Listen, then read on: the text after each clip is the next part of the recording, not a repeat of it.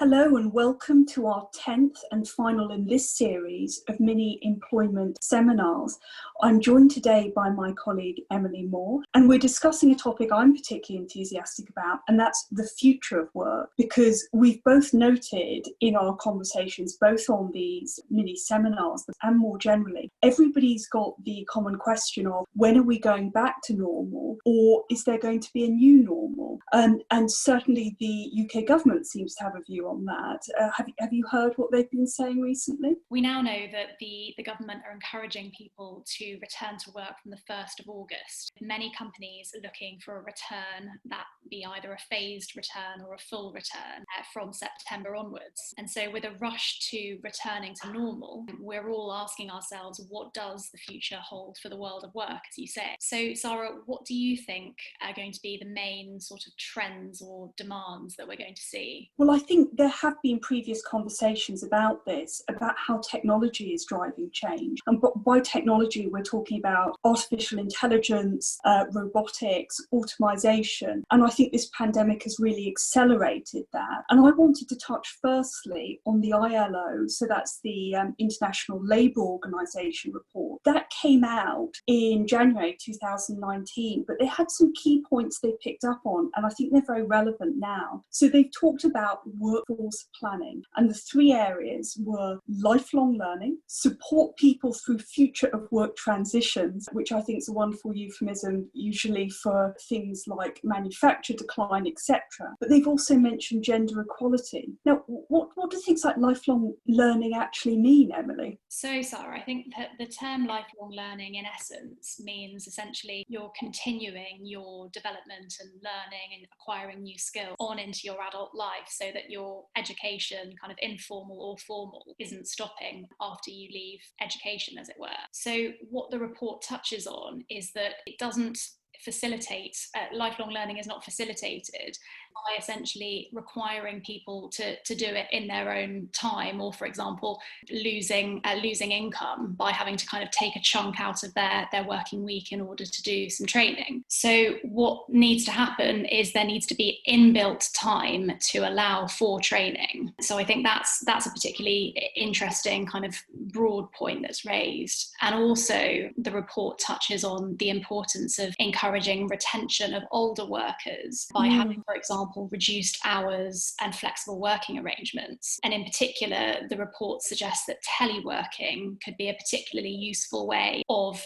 assisting older workers to remain economically active. And of course, we know, having spoken about this in previous videos, that teleworking is going to be much easier now, given that we have video calls and conferencing in a very widespread manner, particularly so after the lockdown. Also, the ILO refer to a concept known as time sovereignty, which is not a term that I'd come across before. I think it's particularly interesting as well, and that ties in with technology. And the report says, and here quoting directly from the report, that workers need greater autonomy over their working time, harnessing technology to expand choice and achieve a balance between work and personal life can help them realise this goal and address the pressures that come with the blurring of boundaries between working time and private time. So I think there are three interesting points. So the lifelong learning, encouraging older workers to remain in the workforce, and this time sovereignty point. And then Sara, you also mentioned the gender equality point. Do you want to expand on that a bit? I do, because I was listening to the point you made about the blurring of boundaries. One of the biggest barriers, as we know, during this pandemic to gender equality has been that women have been taking the disproportionate burden of caring for children, but also other relatives more widely. So the report, in a very prescient way in 2019, was warning about that. And they also talk about algorithms and how they can exacerbate this problem of gender disparity. So I think you've got to be very careful in your rush to embrace new technology. You're not, in fact,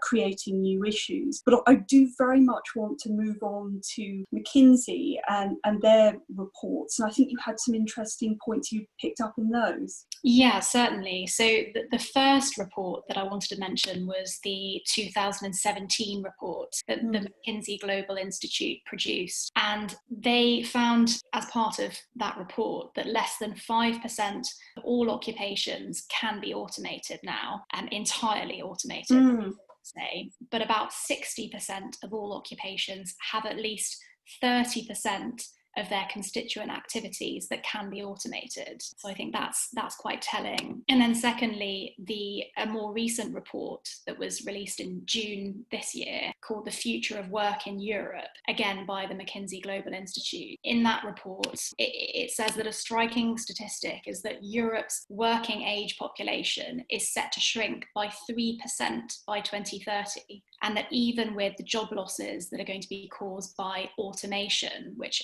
the report talks about in some detail, there is anticipated to be a shortage of workers. And also, finally, that even if people retain their jobs, that 21 million may need to change their occupation by the year 2030. So I think those are, as I said, quite striking. So much in that report to look at. Now, for those who want a break from looking at just the words, there's a brilliant chart. We're going to give the link to this report at page 5. And it demonstrates very strikingly how service dependent the British economy is. And by that, I'm including Northern Ireland, Scotland, Wales as well. So we have some areas that are tourist hotspots, if you like, little bits of Wales, Cornwall, Scotland.